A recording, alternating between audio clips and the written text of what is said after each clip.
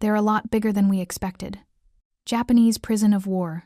Women joked about the size of Black American guards. I huddled behind a crumbling concrete wall, my hands trembling as they gripped my rifle. The explosions kept getting closer. Captain Watanabe crouched beside me, her face streaked with dirt and sweat. Even in this chaos, she remained composed, but I could see the strain in her eyes. "Stay down!" she shouted, as another shell burst nearby, showering us with debris. The acrid smell of gunpowder filled my nostrils. We were 15 women strong when we started. Now only 12 remained. The Americans had taken most of the island, pushing us back day after day. We'd fought hard, but it wasn't enough. Nothing had been enough. Through the smoke, I saw Private Tanaka crying silently. She was the youngest among us, barely 18. I wanted to comfort her, but what could I say? We all knew what was coming. Another explosion rocked the ground. This one was closer. Too close. My ears rang, and for a moment, the world went silent except for a high-pitched whine. When my hearing returned, all I could hear were American voices shouting in English. "We have to move," Captain Watanabe ordered, her voice steady despite everything. "Follow me." We scrambled through the ruins of what used to be a storage building, staying low. The ground was littered with spent cartridges and broken glass. My boot caught on something. I didn't want to know what, and I stumbled. Sergeant Yamamoto caught my arm, pulling me up. "They're surrounding us," she whispered, her face pale. She was right. The American voices were getting closer, coming from multiple directions. I looked at Captain Watanabe, waiting for orders, but for the first time, I saw uncertainty in her expression. The stories we'd heard about American captors flooded my mind. Tales of torture, of humiliation, of guards who took pleasure in breaking their prisoners. And the Black American soldiers, we'd heard they were the worst, towering giants filled with hatred for the Japanese. "Captain?" I asked, my voice shaking. "What do we do?" Before she could answer, an American voice boomed through a megaphone. "Japanese soldiers, you are surrounded. Surrender now." The message repeated in broken Japanese. Captain Watanabe looked at each of us in turn, her gaze lingering on Private Tanaka, who had stopped crying but was shaking uncontrollably. "We have no choice," Captain Watanabe said quietly. "We must surrender." "No," I protested. "We can't. You know what they'll do to us." "Nakamura," she said firmly, using my surname. "We have fought honorably. Now we must survive honorably." One by one we laid down our weapons. The Americans emerged from the smoke, huge men with hard faces, their rifles trained on us. They barked orders in English, gesturing for us to put our hands up. They marched us through the ruins of Saipan, past burning buildings and bodies I tried not to look at. Other Japanese soldiers were being rounded up too. Some were wounded, limping, or being carried. The transport ship waited at the harbor, a massive gray hulk against the darkening sky. As we climbed aboard, I felt my legs shake. The hold was dark and smelled of oil and salt. They herded us inside like cattle, the door clanging shut behind us. I found myself pressed between Captain Watanabe and Sergeant Yamamoto in the darkness. Someone was praying softly. Someone else was crying. "The black guards," I whispered to no one in particular. "They say they're monsters." Captain Watanabe didn't respond, but I felt her stiffen beside me. We all knew the stories. We all feared what awaited us. Before you continue listening, please let me know where in the world are you watching from today. Now back to the story. A week has passed since our capture, and still, the gentle rocking of the transport ship makes my stomach turn. The metal walls of our holding area feel like they're closing in on us. We're packed together like fish in a barrel, 20 of us sharing a space meant for half that number. The stale air reeks of sweat and fear. Captain Watanabe sits across from me, her face unreadable as always. How she maintains such composure, I'll never understand. My own hands won't stop shaking, though I hide them in the folds of my dirty uniform. "They haven't beaten us yet," I whispered to Sergeant Kimura beside me. She just nods, her eyes fixed on the floor. "The Americans give us 2 meals a day. More than I expected, though the portions are small and the food is strange. Rice with some kind of meat sauce that makes my tongue curl. My brother told me stories," Private Tanaka says suddenly, breaking the heavy silence, "about the American prison camps. He said the black soldiers are the worst, giants who tower over you and show no mercy." Her voice trembles.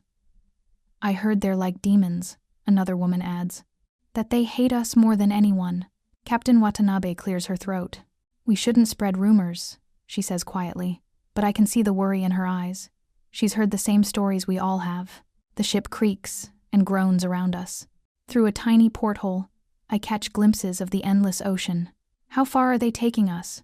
Each day feels longer than the last, marked only by the rhythm of meals and the changing of guards above deck.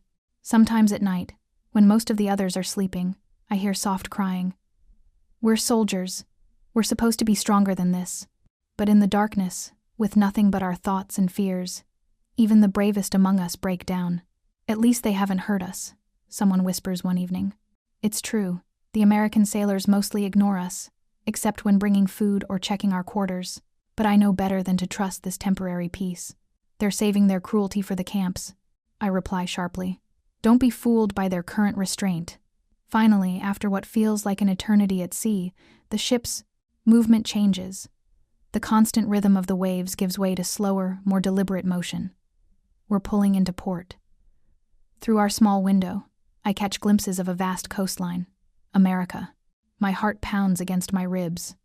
This is the enemy's homeland, and we're being delivered right into their hands. They march us off the ship in lines, blinking against the harsh sunlight. The dock is crawling with American military personnel, but they keep civilians far away. I hold my head high, refusing to show weakness, though my legs are shaky from days at sea. They load us onto a train, a long, dark monster of steel that will carry us deeper into enemy territory. The compartment they put us in has barred windows, but I can see out. Towns and cities pass by, then endless fields and forests. America is so vast, so foreign. Each mile takes us further from everything we know. Wisconsin, I hear one of the guards say. Camp McCoy. The words mean nothing to me, but they seem to seal our fate. Captain Watanabe sits beside me on the train, her posture still perfect despite everything. Whatever comes, she says softly, remember who you are. Remember your training. I nod, but inside, my stomach churns with dread. We're heading into unknown territory, about to face the enemy we've been taught to fear above all others. All we can do now is wait. I stand with the other women as our train finally stops. My legs are stiff from the long journey, and my heart pounds against my ribs. The morning sun barely peeks over the horizon, casting long shadows across Camp McCoy. The place is massive, larger than any military facility I've seen in Japan.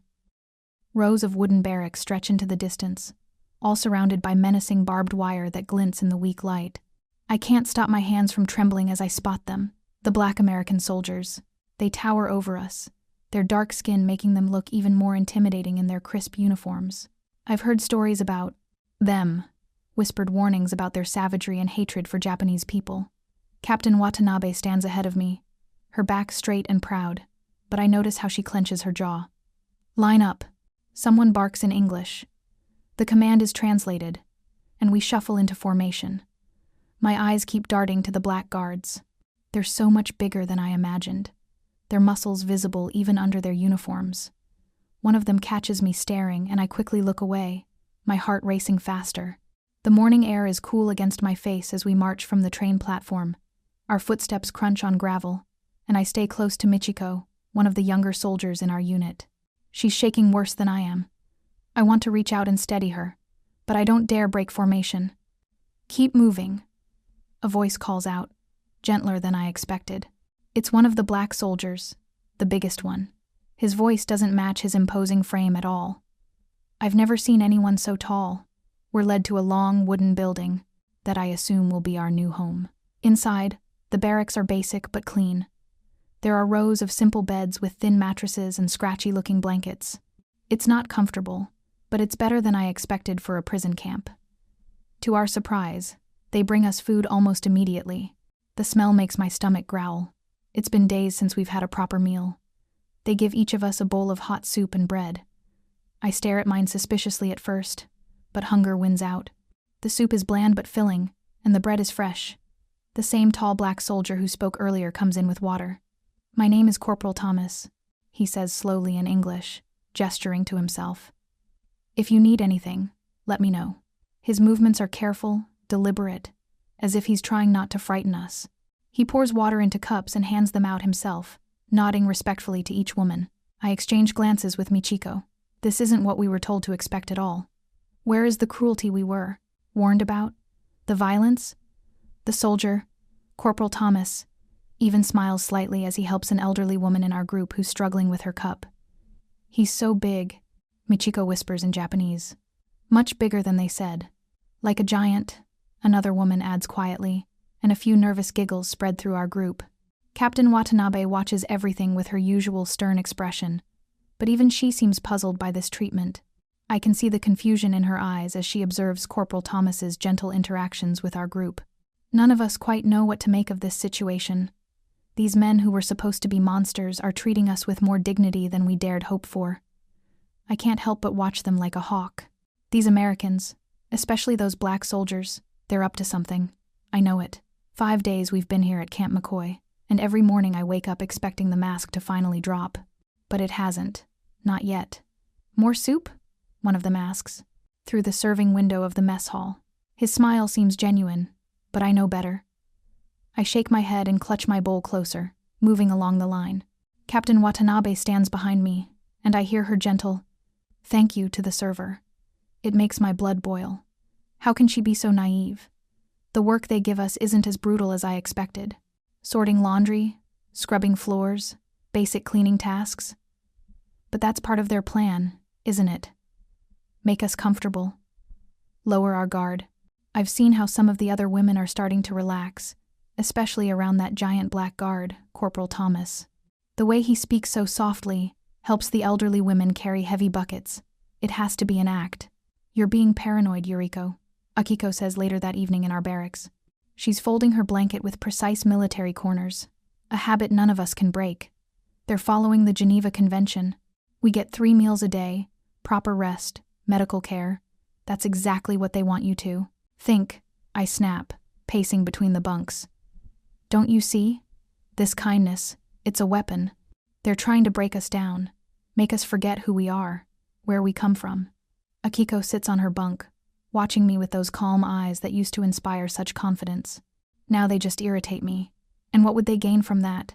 Information, loyalty, submission. I lower my voice as another woman passes by. Remember what we were taught? The Americans are cunning. They'll use any means necessary. Including kindness? Akiko raises an eyebrow. Including following international law? Including providing medical care when Sister Yoshida had that fever 2 days ago? I clench my fists. Especially that. They're playing the long game, Captain. They what? She stands up, her voice still quiet but firm. They're treating us with basic human dignity? Is that so impossible to believe? Yes, I hiss. These are our enemies, these black soldiers. We were told they would be the worst. Of all. But look at them. Acting all gentle and helpful. It's not natural. Akiko moves to the window, gazing out at the campgrounds where Corporal Thomas is helping an elderly prisoner carry her laundry basket. Maybe, she says slowly. What's not natural is what we were told to believe. I can't stand to hear this. Not from her, not from our captain. You're falling for it, I say, my voice thick with disappointment. They're breaking you down, and you don't even realize it.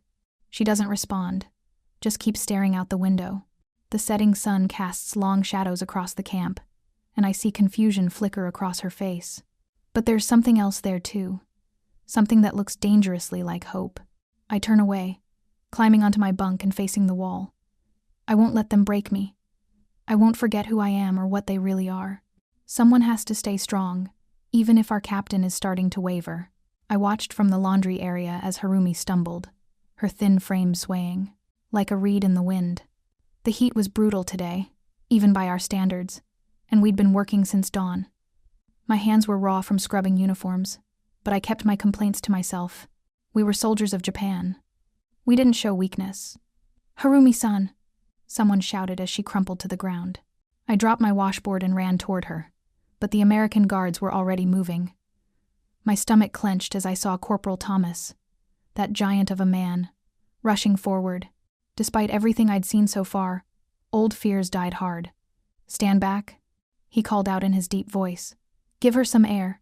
He knelt beside Harumi's still form, checking her pulse with surprisingly gentle fingers. I couldn't help but notice how his massive hands, which could easily crush any of us, moved with such care. "She's dehydrated," he said to another guard. "We need to get her to the infirmary right away." I expected them to drag her there, or maybe call for a stretcher. Instead, Corporal Thomas carefully gathered Harumi in his arms as if she weighed nothing at all. Her head lolled against his chest, and something inside me shifted uncomfortably as I watched him cradle her like a child. Captain Akiko stepped forward. "I should come with her," she said in her careful English. "Of course," Thomas replied, already walking toward the infirmary. "She'll want a familiar face when she wakes up." I followed at a distance, my thoughts churning. This wasn't right. This wasn't what we'd been told to expect. Where was the cruelty? The violence? The barbaric treatment we'd been warned about? The rest of the afternoon passed in a blur of worried whispers and sidelong glances at the guards. When evening came, we gathered in the mess hall, our metal bowls filled with simple but filling food. Harumi had recovered enough to join us, though she still looked pale. "The doctor gave me medicine," Harumi told us quietly in Japanese. "And Corporal Thomas brought me extra water himself. He even found a fan to life. Help keep me cool." "They're trying to trick us," I said, but my voice lacked its usual conviction. This kindness, it must be part of their strategy. Strategy for what? Akiko challenged me. To make us feel human? To treat us with dignity? What terrible plot could that serve? I stirred my rice, unable to meet her eyes. "The Americans are our enemies," I insisted, but the words tasted hollow. "The Americans were our enemies." Michiko, one of our younger soldiers, spoke up. "But yesterday, when I was tired from kitchen duty, the guard, O'Malley-san, he let me rest for 15 minutes. He even brought me water." Other women began sharing similar stories, small kindnesses that seemed to multiply the more we talked about them. How the guards made sure we had proper shoes for work details. How they respected our privacy in the barracks. How they never shouted or threatened us, even when language barriers led to misunderstandings. I listened in silence, my certainty crumbling like wet sand. Everything I'd believed about these men, especially the black soldiers like Thomas, was being challenged by daily evidence to the contrary. The wall of hatred I'd built began to show its first cracks, though I wasn't ready to let it fall. Not yet. Looking around at the faces of my fellow soldiers, I could see similar struggles playing out. We were prisoners, yes, but we were prisoners who were treated like human beings, and that, more than anything, was what we'd never expected. I watched from behind the barracks as Captain Watanabe approached Corporal Thomas. My stomach turned at the sight. She'd been different lately, softer somehow, and it made my blood boil. The giant American soldier stood at his post, rifle slung over his shoulder, looking out over the campgrounds. "Good morning, Corporal," Akiko said in her careful English. I clenched my fists. She shouldn't be speaking to him at all. The black soldier turned and gave her a gentle smile. "Good morning, Captain Watanabe." His voice was deep but kind, like rolling thunder without the storm. I crept closer, staying hidden behind the corner of the building. I needed to hear what treachery was being discussed. I wondered. Akiko hesitated. "How did you come to be a soldier? To guard prisoners like us?" Thomas shifted his weight, looking thoughtful. "Well, that's quite a story. I grew up in Georgia. That's in the American South. Things weren't easy for folks who looked like me there." I saw Akiko tilt her head, listening intently as he continued. "We weren't allowed in certain stores, certain schools. Had to use different water fountains, sit in different parts of the bus." He spoke without bitterness, just stating facts. "But my mama, she taught me something important. She said every person deserves respect, no matter what they look like or where they're from." "Even enemies?" Akiko asked softly. "Especially those we're taught to see as enemies." Thomas smiled. "My daddy was a preacher. He always said hatred's like a poison, hurts the one carrying it most of all." I wanted to scream. How dare she stand there, nodding along with this enemy soldier? But I held my tongue, watching as Akiko's face softened even more. "In Japan," she said, "we were taught Americans were devils, that black soldiers were—" She stopped, looking ashamed. "I know what you were taught." Thomas's voice stayed gentle. "Just like I know what some folks back home think about Japanese people. But look at us now, having a civilized conversation. Makes you wonder who benefits from all that hatred, doesn't it?" Akiko was quiet for a long moment. "Corporal Thomas, do you truly believe there is goodness in everyone?" "I have to," he replied. "Otherwise, what are we fighting for?" I'd heard enough. I waited until Akiko returned to our barracks that evening before confronting her. The other women were outside at the washing station, giving us privacy. "Have you lost your mind?" I hissed in. Japanese, stepping in front of her. "Chatting with that American like you're old friends?" Akiko met my eyes calmly. "Yuriko, don't Yuriko me. You're our captain. You're supposed to maintain our honor, our loyalty to Japan. Instead, you're out there, friendly with the enemy." "I haven't forgotten who I am," she replied quietly. "Or my duty to our people." "Really? Because it looks like you're letting their act of kindness fool you. They're still our captors, still our enemies. Recognizing kindness isn't betrayal, Yuriko." Akiko's voice stayed steady. "Seeing the humanity in others doesn't make me less Japanese. They've broken you." I spat. The proud Captain Watanabe, reduced to chatting with American soldiers like some common. I stopped myself, but the accusation hung in the air between us. Akiko's face hardened slightly, but she said nothing. The silence stretched between us like a wall. Finally, I turned away, unable to look at her anymore. I couldn't bear to see what she was becoming.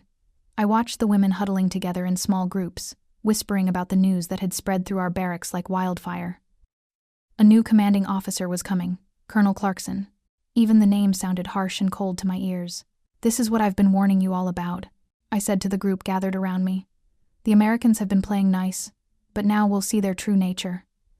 Deep down, I felt a surge of satisfaction. Finally, the others would understand what I had been trying to tell them all along. Sitting on my thin mattress, I observed Akiko talking quietly with some of the other women. Her newfound trust in the Americans, especially that tall black guard Thomas, made my blood boil. How could she forget who we were, what we stood for? "Have you heard?" Keiko, one of the younger women, approached me with worry in her eyes. "They say Colonel Clarkson is very strict with prisoners. Even the American guards seem nervous about his arrival." I straightened my back, trying to appear confident. "Good. Maybe now there will be proper order here. All this friendliness isn't natural between captors and prisoners." Through the barracks window, I watched the American guards going about their duties. Their movements seemed more hurried today, more precise. Even Thomas, usually so relaxed and friendly, stood straighter at his post. The morning dragged on, heavy with anticipation. Some women barely touched their breakfast, their chopsticks pushing rice around their bowls. I noticed Harumi, who had been in the infirmary recently, looking particularly pale. Just before noon, we heard vehicles approaching. The sound of car doors slamming echoed across the compound. From my position near the window, I could see a group of officers walking toward the main building. In the lead was a tall man with graying hair and perfect posture. Colonel Clarkson, I assumed. "Look at him," I whispered to nobody in particular. "That's what a real military commander looks like." The effect of his arrival was immediate. Guards began moving with mechanical precision, barking orders more sharply than before. The relaxed atmosphere that had settled over the camp these past weeks evaporated like morning dew. Through the thin walls, we could hear Colonel Clarkson's voice carrying across the yard. "I want doubled patrols. These are enemy combatants, not guests at a summer camp." I saw Akiko flinch at those words, and I couldn't help feeling a mix of vindication and worry. This was the reality of war I had been trying to make them understand. Yet watching fear creep back into my fellow prisoners' eyes brought me no joy. Within hours, new rules were posted. Our movement around the camp would be more restricted. Work details would be longer. Even mealtimes would be more regimented. "See," I said to Akiko as she read the notice. "This is who they really are. All that kindness was just an act." She didn't respond, but I could see the conflict in her eyes. The other women moved about the barracks like shadows, their earlier ease replaced by tense silence. Even I felt the weight of uncertainty pressing down on us, though I tried not to show it. Standing at my usual spot by the window, I watched Thomas being reprimanded by Colonel Clarkson for speaking too casually to one of the prisoners. The tall guard's face remained neutral, but his hands were clenched at his sides. Something about seeing him humiliated didn't feel as satisfying as I thought it would. I watched them change everything. One day we were treated like human beings, and the next, well, this Colonel Clarkson showed up and turned our world upside down. Standing in line for morning roll call, I couldn't help but feel a spark of satisfaction. This was more like what I had expected from our captors all along. "Stand straight, eyes forward." The harsh commands echoed across the yard. Even the black guards who had been so gentle before now barked orders at us. I noticed how Corporal Thomas's usually warm expression had hardened into something more distant. "See?" I whispered to Akiko, who stood rigidly beside me. This is their true nature coming out. But something felt off about my words, like they didn't quite ring true anymore. The morning sun beat down on us as we stood there, waiting longer than usual. My legs ached, but I refused to show any weakness. Some of the other women shifted uncomfortably, and I heard Harumi's ragged breathing behind me. She was still weak from her collapse last week. Colonel Clarkson paced before us, his boots clicking against the ground. He was shorter than Corporal Thomas, but carried himself like he was 10 feet tall. "These prisoners will maintain strict discipline at all times," he announced to the guards. "No more casual conversations, no special treatment." I glanced at Akiko from the corner of my eye. Her face remained calm, but I could see the confusion in her eyes. She had started to believe in the Americans' kindness, especially that of Corporal Thomas. Now she looked lost, like someone had pulled the ground out from under her feet. Our work hours stretched longer under the hot sun. The laundry pile seemed endless, and my hands were raw from scrubbing. Even the water felt colder somehow. The guards stood at attention, watching us with stern faces. No more friendly nods, no small acts of kindness.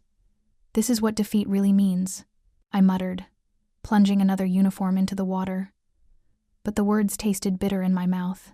I had grown used to the gentler treatment, even if I hadn't wanted to admit it. During our brief lunch break, I overheard 2 guards talking in low voices. One of them was Corporal O'Malley, who usually joked with us during work detail. "This isn't right," he was saying. "We're supposed to follow the Geneva Convention." "Colonel's orders," the other guard replied, but he didn't sound happy about it. I watched Akiko picking at her reduced rations. Her shoulders were slumped, but there was something stubborn in her expression. She still believed in the goodness she'd seen before. I wanted to shake her, to remind her that this was war, that kindness was just another weapon they used against us. But then I saw Corporal Thomas quietly slip Harumi an extra piece of bread when he thought no one was looking. His face was grim, but his actions spoke louder than any words could. Even under these stricter rules, he was still choosing to be kind. "Maybe you were right about some things, Akiko," I admitted softly, surprising myself. She looked up at me, her eyes widening slightly. "But that doesn't mean I trust them completely," I added quickly, feeling the need to maintain some of my pride. The afternoon dragged on, and I could feel the tension building in everyone, guards and prisoners alike. Colonel Clarkson's new rules were changing more than just our daily routine. They were changing how we saw each other, and I wasn't sure anymore if that was what I wanted. I knew it. I knew this would happen. From the moment we arrived at Camp McCoy, I warned the others not to trust these Americans, but they wouldn't listen. Now, with Colonel Clarkson in charge, everyone can finally see the truth I've been telling them all along. The sun beats down on my back as I carry another load of laundry across the yard. My arms ache more than usual. They've increased our work hours, and the food portions have shrunk. Just yesterday, our rice rations were cut by 1/3. Even Akiko, who's been so quick to defend the Americans, can't deny the changes. "Keep moving," a guard barks at me. Not Thomas this time. One of the newer ones Clarkson brought with him. I straighten my spine and lift my chin. They won't break my spirit. In the laundry area, May tries to speak up about the reduced soap supplies. "We cannot clean properly without. You'll make do with what you're given." The guard snaps, cutting her off. I watch May's shoulders slump as she turns back to her work. The sight makes my blood boil. This is what they planned all along. I whisper to Harumi beside me. First they act kind to win our trust, then show their true nature. The words taste bitter in my mouth, but I feel vindicated. At least now the others can see what I've been trying to tell them. During our short lunch break, I notice how quiet everyone has become. No more jokes about the guard's size or whispered conversations with Thomas. Even Akiko sits alone, pushing her meager portion of rice around her bowl. "Are you satisfied now?" I ask her, unable to keep the edge from my voice. "Still think they're our friends?" She doesn't answer, but I see the doubt in her eyes. Good. Maybe now she'll remember where her loyalties should lie. A commotion draws our attention to the far end of the yard. Sato is on her knees, clutching her stomach. She's been fighting a fever for days, but Clarkson's new rules demand that everyone works, sick or not. I rush to her side with several others. "She needs a doctor," Akiko tells the nearest guard. Thomas appears, his face creased with concern. "I'll take her to the infirmary," he offers, but Clarkson emerges from his office, drawn by the gathering crowd. "What's the holdup here?" His voice cuts through the muggy afternoon air. Thomas stands at attention. "Sir, we have a sick prisoner who needs medical attention. Can she work?" Clarkson asks coldly. "No, sir. She's running a high fever and—" "Then she can wait until after her shift." Clarkson's words fall like stones. "We're not running a hospital here, Corporal. These women need to learn discipline." I watch Thomas's jaw clench. "Sir, the Geneva Convention clearly states—" "I know what it states, Corporal. And I'm telling you, she can see the doctor after she finishes her work detail." Sato sways on her knees, her face pale and drawn. I hold her shoulders, feeling her tremble. Around us, the other women watch in silence, their faces a mixture of fear and anger. This is the moment I've been waiting for, proof that Americans can't be trusted. But somehow, it brings me no satisfaction. "You see?" I say quietly to no one in particular. "This is who they really are." The other women's expressions tell me they're finally beginning to believe what I've been saying all along. Even those who defended the Americans look shaken. As Sato struggles to stand, I see the last remnants of trust crumbling in their eyes.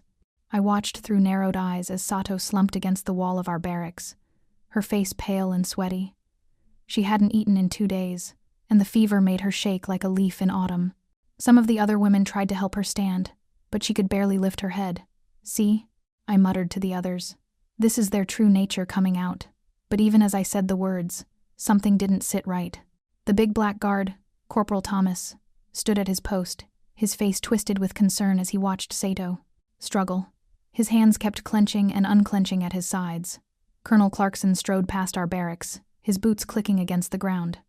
"Back to work," he barked at Sato. "No exceptions." I expected Thomas to snap to attention, to force Sato up like the enemy soldier he was. Instead, he stepped forward, his voice steady but firm. "Sir, with all due respect, this prisoner needs medical attention. The Geneva Convention requires discipline and order, Corporal." Clarkson cut him off. "These prisoners must learn their place." My chest tightened as I watched. This wasn't how it was supposed to go. The Americans were our enemies. Cruel, barbaric people who'd destroy everything we held dear. But Thomas's face showed genuine anguish as he looked between Sato and his commanding officer. Then he did something that shocked us all. He walked over to Sato, gently helped her to her feet, and began leading her toward the infirmary. "Corporal Thomas," Clarkson's voice cracked like a whip. "That's a direct order. Return to your post." Thomas paused, his broad shoulders tense. "I cannot in good conscience follow that order, sir. This woman needs help." The whole camp seemed to hold its breath. Even I felt my heart hammering against my ribs. This man, this enemy soldier, was risking punishment to help one of us. "You're relieved of duty, Corporal," Clarkson snapped. "Report to my office immediately after delivering the prisoner." "Yes, sir," Thomas replied calmly, continuing toward the infirmary with Sato. I watched Akiko's face as this unfolded. Her eyes were wide with something I hadn't seen before. Not just surprise, but a deep understanding. She looked at Thomas's retreating back like she was seeing him clearly for the first time. The other guards shifted uncomfortably at their posts, but none moved to stop Thomas. Some even nodded slightly as he passed, as if approving his choice. I felt my certainties crumbling.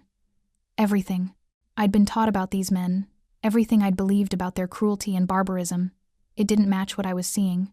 This black American soldier had just risked his position, his rank, maybe even his freedom, to help a sick Japanese prisoner. Maybe, I whispered to myself, maybe we were wrong about some things. Akiko caught my eye, and for once, I didn't have any sharp words ready. We both watched as Thomas disappeared into the infirmary with Sato, defying his commander's orders to do what he believed was right. The rest of us stood in stunned silence, trying to make sense of what we'd just witnessed. For me, it felt like the world had shifted slightly on its axis.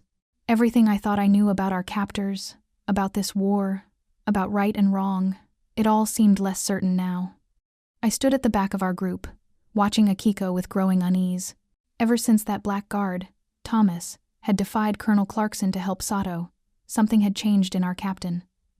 The fire in her eyes wasn't the same fierce loyalty to Japan I remembered from our fighting days. It was something else entirely. "We should do nothing," I whispered to the women around me. "This will only make things worse." But even as I said it, I felt my certainty wavering. The past weeks had shaken everything I thought I knew. Akiko gathered us in our barracks, her voice low but steady. We cannot let them treat Sato this way, or any of us. She looked at each of us in turn, and when her eyes met mine, I saw determination there. We are prisoners, yes, but we are still human beings. My stomach churned. You sound like them now, I said, but my words lacked their usual bite. I'd seen how Thomas had carried Sato to the infirmary, gentle despite his massive size. It didn't fit with anything we'd been taught about Americans, especially the black soldiers. Later that afternoon, we formed a line outside the mess hall. Colonel Clarkson was doing his inspection, his boots clicking against the wooden floor as he approached. Akiko stepped forward, her back straight, her chin lifted. I wanted to pull her back, to stop her from what I knew would be a disaster. "Colonel," she said in clear English, "we need to speak with you about the treatment of our sick." Clarkson's face darkened. "Get back in line, prisoner." But Akiko didn't move. "We understand we are prisoners, but there are rules." The Geneva Convention. Clarkson's laugh was harsh. "You dare lecture me about rules after what your people have done." He stepped closer to Akiko, towering over her. "This rebel behavior will not be tolerated. Back in line, or face the consequences."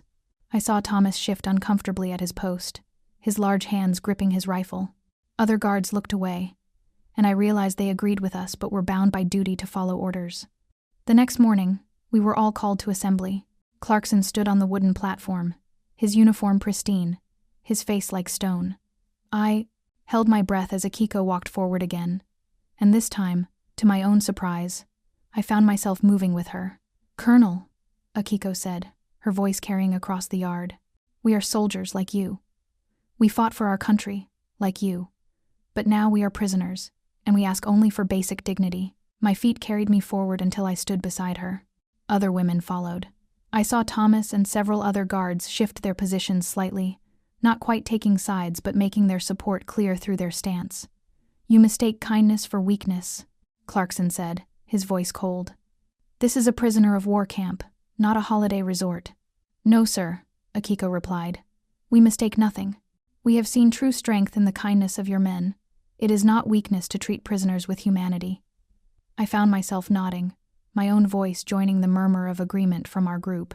We stood there, facing Clarkson, waiting for his response. The morning sun beat down on us, and in that moment, I understood something that changed me forever. Courage wasn't just about fighting. Sometimes it was about standing up for what was right, even when facing those who held power over you. Colonel Clarkson's face reddened as he looked at our united front, his jaw clenching as he prepared to respond. I watch from my corner of the barracks as Colonel Clarkson paces back and forth, his boots making sharp clicks against the wooden floor. The morning sun streams through the dusty windows, casting long shadows across his stern face. My heart pounds against my ribs. I can't believe what just happened. Akiko, our proud captain, actually stood up to him. His face is red, but something in his eyes has changed. The rigid anger from before seems to have softened, just slightly. He stops pacing and faces us, clearing his throat. "Your courage is noted," he says stiffly. The words sound like they're being pulled from him. While I cannot allow disorder in this camp, I recognize that certain adjustments can be made. I glance at Akiko, standing tall beside me. Her face remains carefully neutral, but I can see the tiny tremor in her hands that she's trying to hide. Even Corporal Thomas, that giant of a man who's been so kind to us, looks surprised. "The medical bay will remain accessible," Clarkson continues, "and the work schedules will return to their previous arrangements." He pauses, his jaw working. "But make no mistake, this is still a military facility. Discipline will be maintained." Relief floods through me, though I try not to show it. I've been so wrong about so many things. When we first arrived, I was convinced the Americans' kindness was just a trick. But watching Corporal Thomas stand quietly supportive behind us, seeing how Akiko's brave words moved even the stern colonel, it's making me question everything I thought I knew. The other women around me are whispering softly in Japanese, their faces showing the same mix of relief and lingering anxiety that I feel. Sato, still pale from her illness, manages a weak smile from her bunk. Colonel Clarkson turns to leave, but pauses at the door. "Captain Watanabe," he says, addressing Akiko. "Your people have shown admirable spirit. See that it's directed appropriately." With that, he strides out, leaving us in a stunned silence. As the tension slowly bleeds from the room, I find myself moving closer to Akiko. "I didn't think he would listen," I admit quietly in Japanese.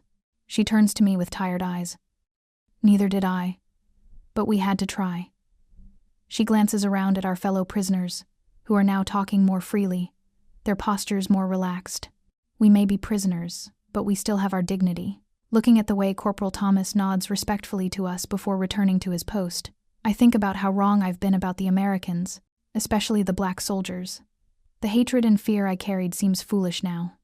These men, who we were taught to despise, showed us more humanity than we expected from anyone. The afternoon light fills our barracks with a warm glow. Women are gathering in small groups, talking softly, some even managing to laugh. There's a different feeling in the air now, not just relief, but something like pride. We stood together, spoke up for ourselves, and somehow, impossibly, we were heard. I settle onto my bunk, watching Akiko move among the other women, checking on each one, especially Sato. The strength I see in her now isn't the rigid military bearing we were taught. It's something deeper, more human. And despite everything, despite being prisoners, despite the war still raging beyond these walls, I feel strangely at peace. I watched from the corner of our barracks as Akiko walked with that giant black soldier again. Every time I saw them together, my stomach turned. Here she was, our captain, chatting with the enemy like they were old friends. What would her family think? What would the Emperor say?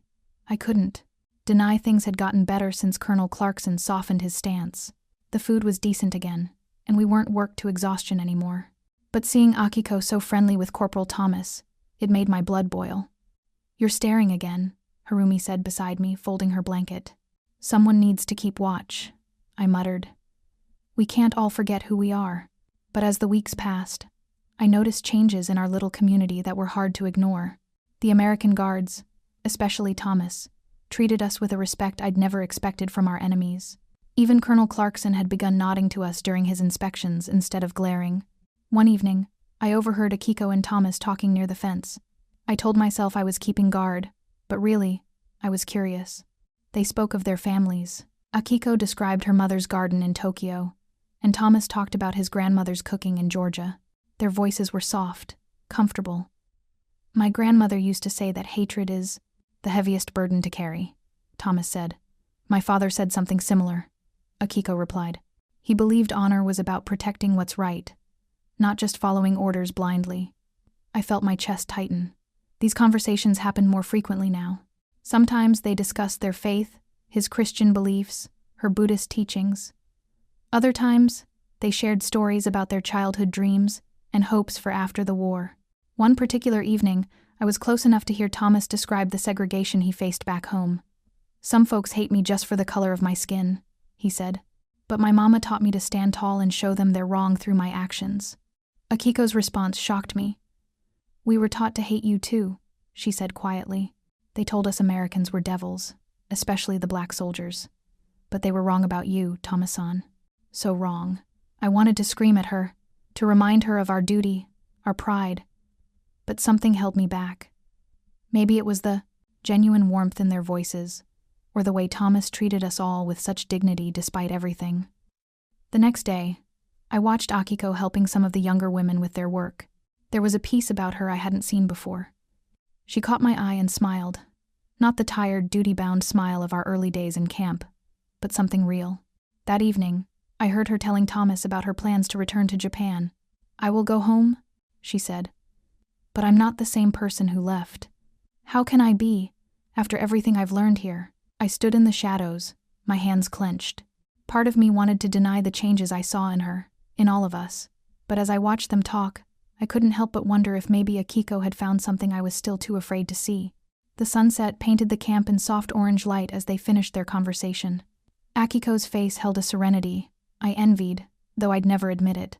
She had found peace here, somehow, in this place where we were supposed to be, enemies. I watched from my bunk as more rumors spread through our barracks. The Americans whisper among themselves, and even though they try to keep it quiet, we all know something big is happening. My heart feels heavy, like a stone weighing down my chest. Japan, our proud nation, might be surrendering. Captain Watanabe, Akiko, as the Americans now call her, sits near me, her face calm as always. How can she be so composed? I've watched her change over these months, growing closer to our captors, especially that giant of a man, Corporal Thomas. The thought still makes my skin crawl, even though I must admit they've treated us better than I expected. The war will end soon, she says softly, not looking at me directly. We should prepare ourselves. I grip my blanket tighter. Prepare for what? More shame? More humiliation? She turns to me then, her eyes gentle but firm. For going home, Yuriko-san. For rebuilding our lives. The other women in our barracks gather. Around us, their faces a mixture of hope and uncertainty. I've noticed how they've changed too. Even I have changed, though I hate to admit it. The fear that used to make my hands shake whenever I saw the Black American guards has faded. Now, when Corporal Thomas walks by on his rounds, I find myself nodding in greeting. Through the window, I see Colonel Clarkson striding across the compound. He's different now too, less rigid, though still maintaining order. The camp runs smoothly, but there's a kind of respect in the air. It's strange how things have shifted since that confrontation months ago. Did you hear? Harumi whispers, settling next to me. They say Hiroshima. Her voice trails off, and my stomach clenches. We've heard fragments of news, terrible things that seem impossible to believe. The door opens, and Corporal Thomas enters with another guard. They're carrying extra blankets. The nights have grown colder. I watch as they distribute them, speaking softly to each woman. When Thomas reaches me, he pauses. "Miss Nakamura," he says in his deep voice. "Thought you might need an extra one. You mentioned the cold bothers your joints." I stare at him, surprised he remembered our brief conversation from last week. My fingers touch the soft wool of the blanket, and I manage a quiet, "Thank you." Later that evening, as we eat our dinner, I observe Colonel Clarkson speaking with Akiko. Their conversation seems serious but not tense. Through the window, I can see other American officers arriving at the camp. Something is definitely happening. The air feels charged with anticipation. They're preparing to send us home, Akiko announces when she returns to our table. Colonel Clarkson says they want to ensure we're properly cared for until the very end. I push my rice around my plate, thinking about home. What will we find there? What will people say about us? Women who were captured, who lived among the enemy. But then I look around at my fellow prisoners, at the strength and dignity they've maintained, at how we've supported each other through this ordeal. Maybe Akiko was right all along. Maybe true strength isn't about holding on to hatred, but about finding humanity even in those we were taught to fear. I watch as Colonel Clarkson oversees the evening operations, making sure everything runs smoothly, treating us with the same respect he shows his own men. I stood among the other women, watching Captain Watanabe say her goodbyes to the American soldiers. My stomach churned with mixed emotions as I observed her speaking quietly with Corporal Thomas, that towering black soldier who had proven me wrong in so many ways. I didn't want to admit it, but everything I'd believed when we first arrived at Camp McCoy had been wrong. Dead wrong. The stories we'd heard about the Americans, especially the black soldiers, had been nothing but lies. Even Colonel Clarkson, who'd started out so harsh, had shown us respect in the end. "Time to go," I muttered under my breath, shifting my small bundle of belongings from one arm to the other. The morning sun was barely peeking over the horizon, casting long shadows across the campgrounds. The same grounds where we'd worked, lived, and, surprisingly, found unexpected kindness over these past months. Corporal O'Malley approached our group, his usual easy smile in place. "The trucks are ready to take you ladies to the train station," he announced. His voice caught slightly, and I noticed him blinking rapidly. Some of the women were crying openly now. Harumi, who'd been saved by Corporal Thomas's quick action that day she collapsed, couldn't stop wiping her eyes. Even stern-faced Sato, who'd fought the hardest against trusting our captors, looked solemn and thoughtful. The camp gates creaked open, and I felt a shiver run through me. Freedom. We were finally free to go home. But somehow, it didn't feel like the victory I'd imagined during those first bitter days of captivity. I watched as Akiko bowed deeply to Corporal Thomas. He returned the gesture, somewhat awkwardly but with sincere respect. No words passed between them. None were needed.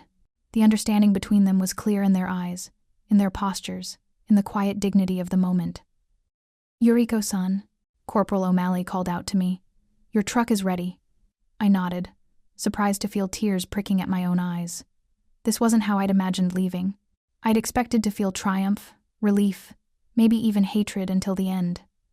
Instead, I felt grateful. The realization made me pause. As we climbed into the trucks, I caught one last glimpse of the camp.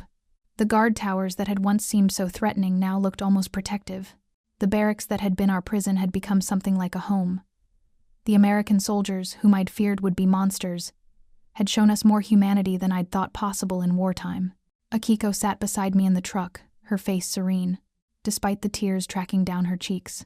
She'd been right all along about the Americans, about Corporal Thomas, about everything.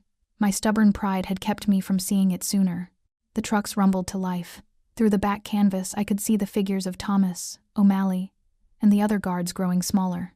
They stood at attention, offering us a final salute as we departed. It was a gesture of respect I never would have believed possible when we first arrived.